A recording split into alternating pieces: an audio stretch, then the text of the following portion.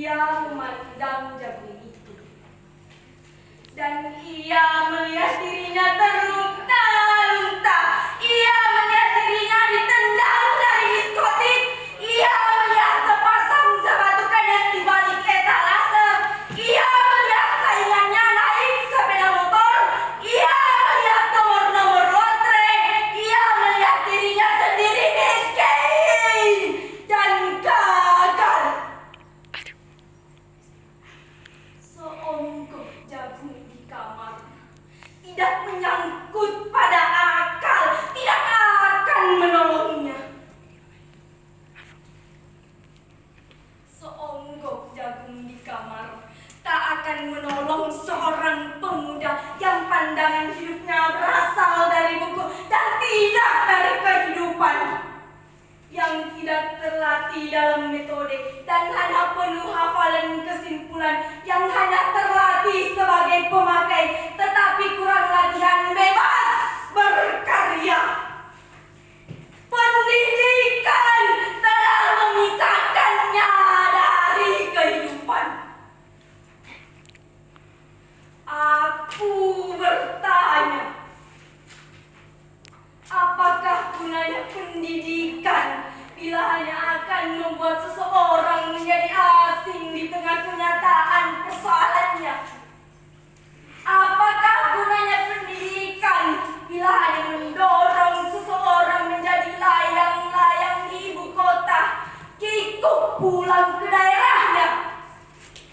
Apakah gunanya seseorang belajar filsafat, sastra, teknologi, ilmu kedokteran atau apa saja bila pada akhirnya ketika ia pulang ke daerahnya lalu berkata, "Di sini aku merasa asing dan sepi."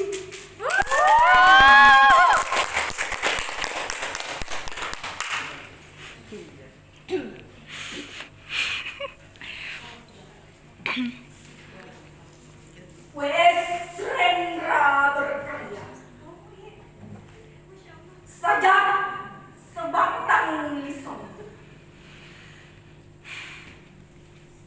menghisap sebatang lisan, melihat Indonesia Raya, mendengar 130 juta rakyat, dan di langit 2-3 cukong melangkah berat di atas kepala mereka.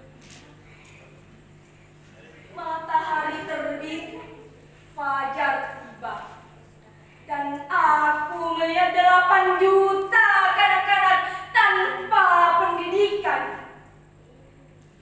Aku bertanya, tetapi pertanyaanku membentur meja kokosan yang macet dan papan tulis para pendidik yang terlepas dari persoalan kehidupan. 8 juta kanak-kanak menghadapi satu jalan panjang, tanpa pilihan, tanpa pepohonan, tanpa danau persinggahan, tanpa ada bayangan ujungnya. Menghisap udara yang disemprot deodoran, aku melihat sarjana-sarjana menganggur berpeluh di jalan raya. Aku melihat wanita bunting antri wan pensiun. Dan di langit, para teknokrat berkata bahwa bangsa kita adalah malas, bahwa bangsa mesti dibangun, mesti di-upgrade, disesuaikan dengan teknologi yang diimpor. Gunung-gunung menjulang, langit pesta warna di dalam senja kala. Dan aku melihat protes-protes yang terpendam, terimpit di bawah tilam. Aku bertanya, tetapi pertanyaanku membentur jidat penyair-penyair salon yang bersayap tentang sementara ketidakadilan terjadi di sampingnya. Dan 8 juta kanak-kanak termangu-mangu di kaki Dewi Kesenian.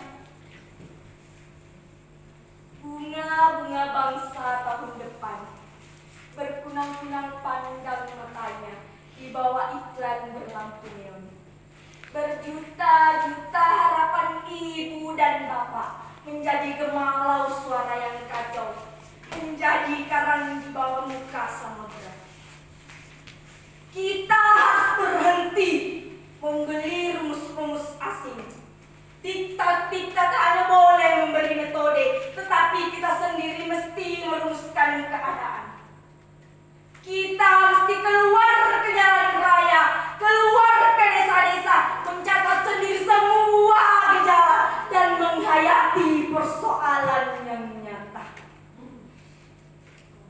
Inilah sajaku, pamflet masa darurat. Apakah artinya kesenian bila terpisah dari derita lingkungan?